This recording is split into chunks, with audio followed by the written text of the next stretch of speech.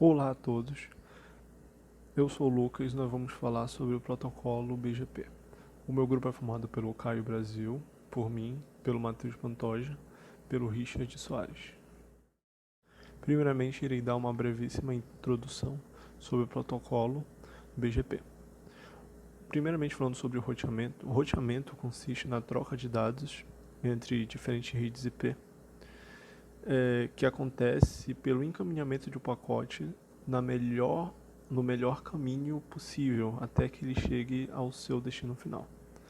Para esse fim, existem o roteamento dinâmico, que permite com que os roteadores realizem a melhor rota para que o pacote chegue ao seu objetivo. Esse tipo de roteamento ele é dividido em dois, que são Interior Gateway Protocols e o Exterior Gateway Protocols. O Interior ele atua dentro dos sistemas autônomos, enquanto que os Exterior podem atuar também fora dos sistemas autônomos. Essa é uma das principais características do BGP. Ele é um protocolo que ele funciona para comunicar os sistemas autônomos, então ele funciona entre os sistemas autônomos, enquanto que protocolos como EIGRP ou OSPF, eles funcionam apenas dentro dos sistemas autônomos. E o que seria um sistema autônomo? O sistema autônomo ele é um conjunto de roteadores que estão conectados sobre o mesmo controle administrativo e também técnico, e neles rodam todos os protocolos. Normalmente isso acontece, neles rodam todos os mesmos protocolos. Como dito antes, o BGP ele é um roteamento de altíssima complexidade. Ele é responsável por agregar tudo o que está na internet, por isso ele é tão crítico para o seu funcionamento, pois o seu objetivo é se comunicar entre os diferentes sistemas autônomos. O BGP ele é dividido em dois, o eBGP e o IBGP. O eBGP ele é utilizado entre os sistemas autônomos. Ele é um tipo de roteamento que serve para conectar entre os sistemas autônomos, enquanto que o IBGP ele é utilizado para conectar dentro do sistema autônomo, para criar o roteamento dentro do sistema autônomo. E agora falando sobre algumas de suas características. Ele utiliza o TCP como camada de transporte. Isso acaba causando mais confiabilidade na disseminação de suas rotas, fazendo com que elas fiquem mais confiáveis. Ele reside na família dos protocolos de roteamento de vetor de caminho. O protocolo BGP ele toma as decisões com base em alguns atributos de cada caminho. São eles o peso, a preferência do local, o caminho de sistemas autônomos, a origem, e cada atributo é aplicado um determinado valor. E esse valor faz com que ele escolha a sua rota. Ele possui algumas características principais. Por exemplo, ele informa o alcance. Ele permite com que sejam anunciados destinos acessíveis sobre as subredes vizinhas. Os destinos podem estar dentro ou fora do sistema autônomo, e ele também aprende com a mensagem de outros sistemas autônomos para poder fazer o seu roteamento. E ele também sempre passa a informação entre os roteadores do próximo salto, e também permite com que algumas métricas de política local sejam escolhas para a rota. Por exemplo, determinado pacote não pode passar por um determinado sistema autônomo. Então o roteador ele faz todo o roteamento para que esse pacote não passe por aquele sistema autônomo. O BGP ele também permite isso.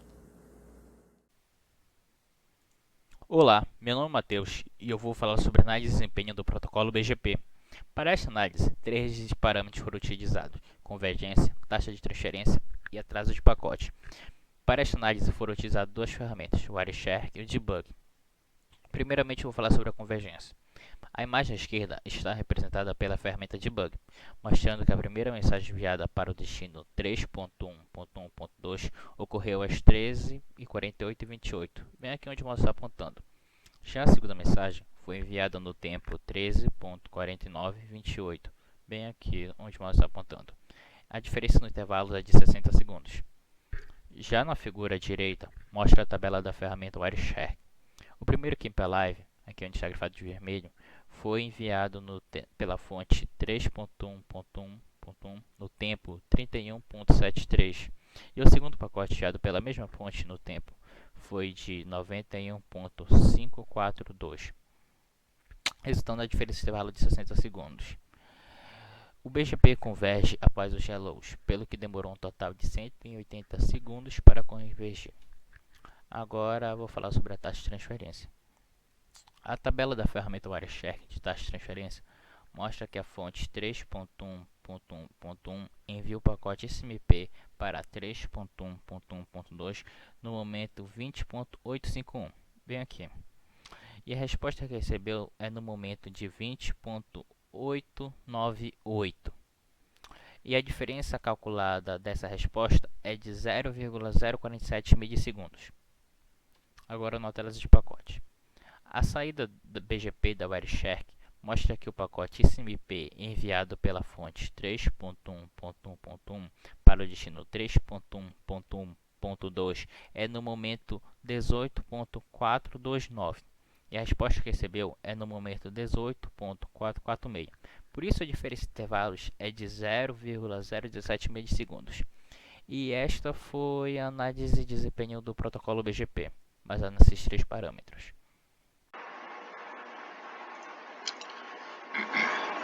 Olá, meu nome é Caio e eu irei falar um pouco sobre propostas apresentadas para a segurança do BGP, baseado no artigo escolhido. Primeiro, vale ressaltar que nesse artigo, esse artigo escolheu as propostas baseadas em duas principais prioridades: a autenticação de origem e a autenticação de caminho. Nisso, o principal, ou que ele fala de maneira mais extensa e acaba comparando todas as outras, é o Secure BGP, SBGP, em que atende tanto o requisito de autenticação de origem quanto de autenticação de caminho. Além disso, os autores o consideram como sendo mais seguro para a proteção de dados. Mais seguro para a proteção de dados. E ele é composto de três principais componentes, como apresentado. Um protocolo de segurança de IP, a infraestrutura de chaves públicas e atestados. De maneira simplificada, ele fala do IPsec como sendo apenas um protocolo que proporciona proteção para sessões BGPs. Em relação à infraestrutura de chaves públicas, ele é dito que o SBGP é baseado em duas. Utiliza dois modelos, ambas baseados em certificados X509V3. Um desses modelos serve para autenticar números de sistemas autônomos e roteadores,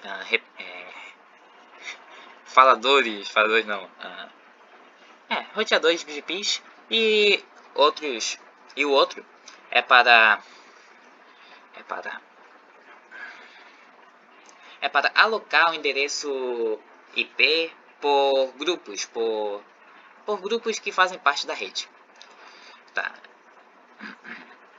Uma coisa muito boa a ser dita sobre esse artigo é a apresentação prévia de conceitos. Por exemplo, em relação a chaves públicas, ele fala um pouco de criptografia de chaves públicas, falando de dois modelos, o de RSA e o DSA.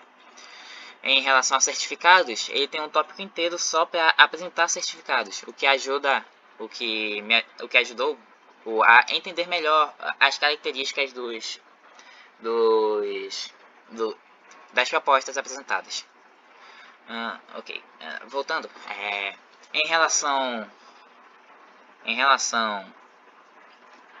ao terceiro componente, os atestados, eles têm dois tipos principais. Dois tipos, os atestados de endereço e os atestados de rota. Em que, basicamente, um host que possui um IP adquire um atestado de endereço para confirmar que um sistema autônomo pode gerar um caminho para certos prefixos IP. Além disso, um roteador gera atestados de rota para anunciar saídas para sistemas autônomos. Certo. Um outro ponto positivo relacionado a esse artigo é que ele apresenta lados negativos em relação às propostas. Por exemplo, do SBGP, ele fala que seus principais pontos negativos são um alto custo computacional e um alto custo de espaço, principalmente para armazenar as chaves geradas no sistema de criptografia de chaves públicas. Além disso, temos a dificuldade de estabelecer infraestruturas de chaves públicas centralizadas. De uma maneira semelhante, ele aborda as demais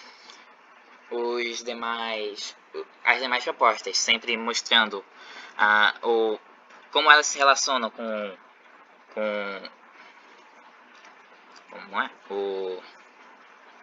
a autenticação de origem, quanto como se relaciona com a autenticação de caminho. Em relação ao SLBGP, a relação de origem, a autenticação de origem é feita por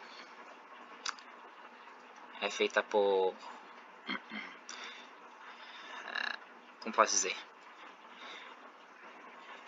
É feita por um servidor externo que enviará, que vai distribuir chaves relacionadas, vai distribuir certificados,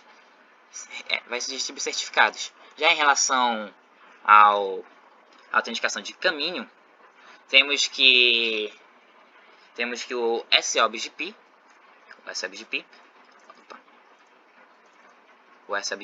vai gerar mapas em que cada ponto do mapa será um sistema, um roteador, um host, ou um sistema autônomo. Um sistema autônomo. Desse modo, se algum dado quiser ir para determinado endereço, ele vai verificar se esse endereço está presente no mapa. Como disse anteriormente, o artigo é bom. Um dos pontos positivos do artigo é a apresentação de downsides, do SLBGP, por exemplo, é que a segurança dele se torna menor do que a do SBGP. E assim ele vai abordando as outras propostas. E no final ele apresenta